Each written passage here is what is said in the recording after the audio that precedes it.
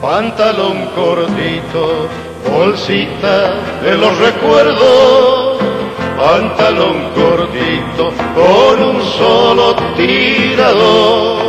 En la vertiginosa carrera hacia la inteligencia artificial de la cibernética, próximos a la consecución del ordenador biológico, el cerebro humano y sus mecanismos de aprendizaje continúan siendo en gran medida desconocidos.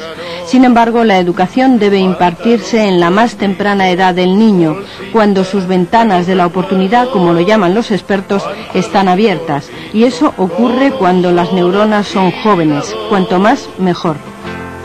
Dice mi abuelo que los días de lluvia, los ángeles chiquitos se vienen desde el sol. A los 4 años, o alrededor entre los 4 y los 5 años, esa prodigiosa máquina que es la mente humana, pues va a estar plenamente activada. Desde luego yo pienso, como profesora de escuela infantil, que pues a estas edades se dan muchísimos aprendizajes y de múltiple naturaleza. Se va a producir una maduración del sistema nervioso y esa maduración del sistema nervioso va a permitir que la mente empiece a funcionar al máximo. Al mismo tiempo, se han producido ya para esa edad una serie de aprendizajes sensoriomotores y el lenguaje, lo fundamental del lenguaje, también se ha producido ese aprendizaje, con lo cual hay aprendizajes fundamentales, aprendizajes realmente básicos que se han producido. Lo que pasa es que yo creo que no sabemos, como son de muy diferente naturaleza, no sabemos exactamente o no entendemos qué están aprendiendo los niños desde la visión de adultos.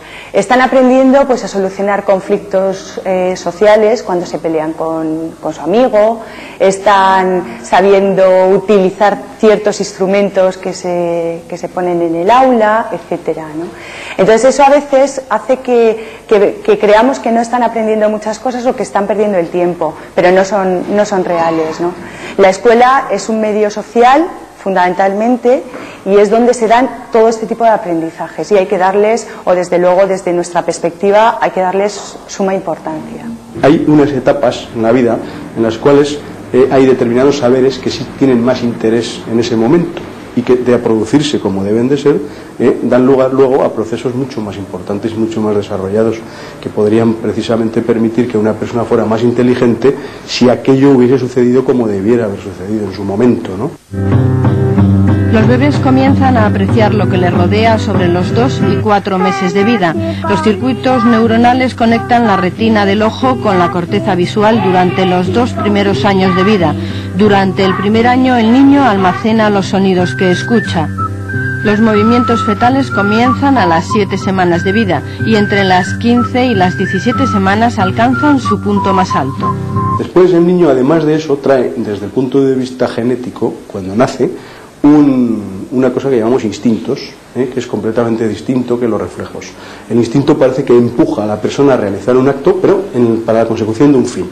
Un reflejo no. Un reflejo exclusivamente es una respuesta a un estímulo sin saber ni para qué, ni cómo, ni nada.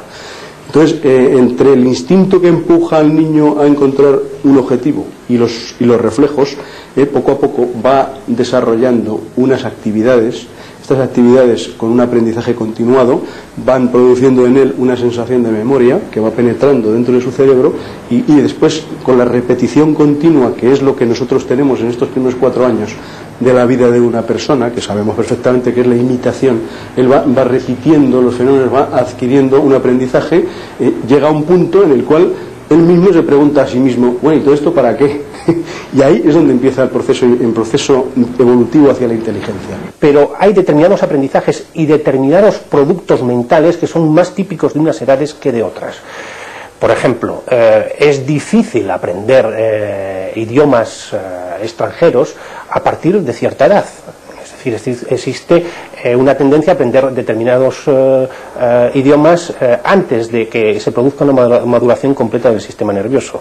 Por otra parte, la producción científica de vanguardia y de excelencia en campos como la física y la matemática se dan en edades jóvenes, antes de los 30 años, mientras que la producción en la música o en la literatura o en la filosofía es mucho más tardía. Cuando eres pequeño tienes una flexibilidad muy importante ante el aprendizaje, ante todo lo que te rodea y ante el medio. Si la estimulación que tienes alrededor no potencia que tú desarrolles o que los niños desarrollen estas capacidades, sí que es verdad que se van bloqueando, o sí que yo creo que se van bloqueando y que cada vez es más difícil que eso se vaya dando. Aprender a jugar, a leer o a correr no es algo circunstancial. Con los juegos desarrolla su capacidad creativa. Con los cuentos, además de atención y cariño, recibe clases de lenguaje. Lo importante de todo esto es aprenderlo a tiempo, cuando el cerebro está abierto en espera de la llegada de nuevos conocimientos. Un niño cuando nace tiene todas las ventanas del conocimiento abiertas. Pero después, cuando va desarrollándose estos primeros años que decíamos, esas ventanas se van cerrando. Y se van cerrando de una forma automática. Estas ventanas que nosotros decíamos, cuando se cierran, además quedan cerradas definitivamente. Esto es una teoría, pero que luego en la experiencia se comprueba que es cierto. Los chavales tienen que desarrollarse como personas, desarrollar una serie de contenidos o de conceptos más concretos, una serie de habilidades, destrezas, procedimientos, y a través de unas actitudes. Es un poco como la visión que está dando ahora mismo la LOCSE, toda la reforma de la educación. Entonces, si nos quedamos solo en los contenidos, en los contenidos conceptuales, en los conceptos, no desarrollamos o dejamos aparte otra serie de cosas que sí que son importantes, ¿no? Entonces, yo creo que a estas edades es fundamental que aprendan pues el cómo hacer las cosas, no las cosas en sí, sino también cómo hacer las cosas y las actitudes ante las cosas, ante el trabajo, ante los amigos, ante el medio, ante todo, ¿no? Los estudios más recientes han puesto de manifiesto, y esto tiene que ver con lo que comentaba antes, han puesto de manifiesto que las capacidades cognitivas del recién nacido, del bebé, son mucho mayores de lo que pensábamos. Es decir, que en realidad para explicar todo el desarrollo mental, el desarrollo intelectual, es decir, la construcción de la inteligencia, es necesario postular unas capacidades innatas, unas capacidades genéticamente determinadas, superiores a lo que habían sostenido los especialistas hace 20 o 30 años en tiempos del conductismo. El hecho es que la inteligencia es producto de la interacción entre unas capacidades hereditarias, genéticas y la experiencia y el ambiente. Esencialmente somos seres humanos en virtud de nuestra corteza cerebral, dice el investigador italiano Eduardo Bonicelli, descubridor de 2 genes relacionados con la formación de la inteligencia humana. Según Bonicelli, la mitad de la inteligencia la determina la genética, el resto lo marca el ambiente y la experiencia. Podemos decir que la genética es como una película que trae la garantía de fotosensibilidad. Y entonces, cuando nosotros nos ponemos en contacto con el ambiente, recibimos una serie de influencias que dan lugar a una velación. El ambiente provoca en el individuo, debido a su influencia genética, una serie de imágenes que, si en alguna ocasión recibe demasiada exposición, pueden llegar incluso a velarse, con lo cual desaparecería toda la imagen y aquello luego daría lugar a unas reacciones patológicas. Sí que hay un aprendizaje y sí que se puede modificar, pero hay unas tendencias, una predisposición, sin que eso sea definitivo. Yo creo que eso sí que es importante.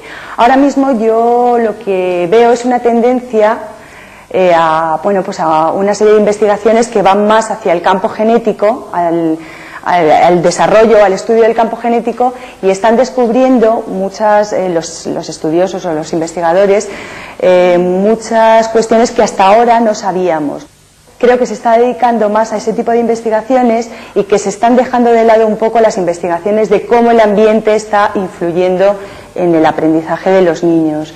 Por tanto, yo sería cauta en qué parte es aprendizaje, qué parte es genética. La jerarquía de lo que uno puede aprender está determinada no solo por los aprendizajes previos, sino también por una serie de restricciones genéticas. Pero fundamentalmente lo que determina más el aprendizaje está claro que no se puede tratar de explicar determinados contenidos de nivel muy abstracto a niños de 6 o 7 años. Eso es un hecho que, desde la teoría de Piaget está demostrado.